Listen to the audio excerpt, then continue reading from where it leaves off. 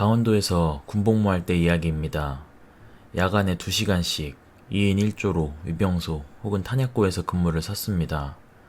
이 일은 제가 탄약고에서 야간 경계 근무를 설 때 일입니다. 그때는 한겨울이었고 새벽 1시가 훌쩍 넘은 시간이었죠. 제가 군복무했던 강원도는 눈이 정말 많이 내렸습니다. 그날 밤도 어김없이 펑펑 눈이 내렸습니다. 그 당시 상병이었던 저는 보통 선임 근무자로 근무 투입되었지만 그날은 부대 내에 휴가자가 많다 보니 불가피하게 후임 근무자로 근무에 투입되었습니다. 거기다가 설상가상으로 말년병장과 같은 조가 되었죠. 역시 말년병장은 탄약고에 오자마자 내가 이참에 야간 근무까지 서야 하냐며 온갖 짜증과 불만을 토해내더군요. 한참을 떠들다 지쳤는지 말년병장은 꾸벅꾸벅 졸기 시작했고 결국 저 혼자 근무를 서게 되었습니다. 그렇게 눈이 내리는 새벽에 졸음을 참으며 근무를 서고 있는데 저 멀리서 검은 사람 형상을 한 물체가 탄약고로 다가오는 게 보였습니다. 저는 당연히 순찰온 당직사관이라고 생각하고 앉아서 졸고 있던 말년병장을 깨운 뒤 수화를 하기 위해 준비하고 있었습니다. 탄약고 쪽에 가로등이 있어서 사람이 가까이 오면 형상이 뚜렷하게 잘 보이는데 그 사람은 마치 실루엣 마냥 가로등 불빛에도 검은 형상만 보이더라고요.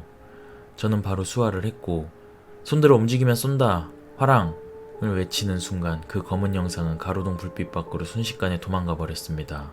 검은 형상이 뛰는 속도는 사람의 속도라고는 볼 수 없을 정도로 빨랐고 그 자리에서 사라졌다는 표현이 더 맞는 걸 수도 있겠네요. 문제는 그 광경을 저만 봤으면 잘못 본 거겠지만 함께 있던 말년병장도 봤던 거죠. 말년병장은 저에게 그 물체를 확인하라고 했고 전 무전기와 플래시를 들고 혼자서 검은 형상이 사라진 곳으로 순찰을 하러 갔습니다. 가로등 불빛에 비친 바닥에는 사람 발자국이 있었는데 이상했습니다. 보통 눈이 내린 곳에 사람이 지나가면 오른발, 왼발 번갈아가며 발자국이 생기는데 한쪽 발자국만 대략 2m 간격으로 찍혀 있더라고요. 말도 안 되는 일이라 정말 무서웠지만 선임한테 혼나는 게 더 무서웠던지라 발자국을 계속 따라갔습니다. 발자국은 창고 사이로 이어졌어요. 탄약고 옆쪽에는 창고가 하나 있는데 창고 사이편으로 발자국이 끊겼고 주위에 찾아봤지만 어둠뿐이었습니다. 그 순간 어둠 속으로 빨려 들어갈 것만 같은 무서움에 다시 가로등 밑으로 뛰어갔습니다. 그런데 아까 봤던 발자국은커녕 제 발자국 외에는 아무것도 없더라고요. 눈에 찍힌 발자국에 아무리 눈이 많이 온다 한들 눈보라가 치지 않는 한 쉽게 사라질 수가 없습니다.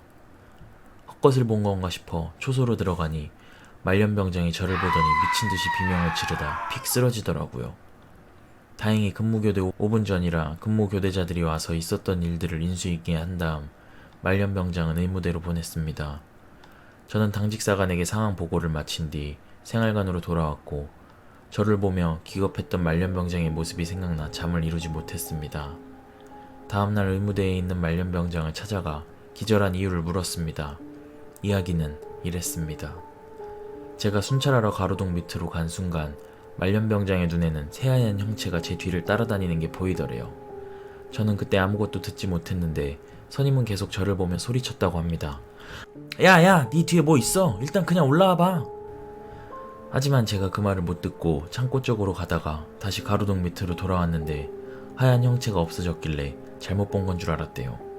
근데 초소로 복귀하는 절 본 순간 기절해버렸습니다. 제 얼굴이 눈은 뚫려있고 코와 입 부분이 없었답니다. 그 이후 말년병장은 근무 투입을 하지 않았고 저 또한 분대장을 달았기에 경계 근무를 서지 않았습니다. 하지만 그 뒤로도 그 탄약고 초소에서 귀신을 봤다는 이야기가 들립니다.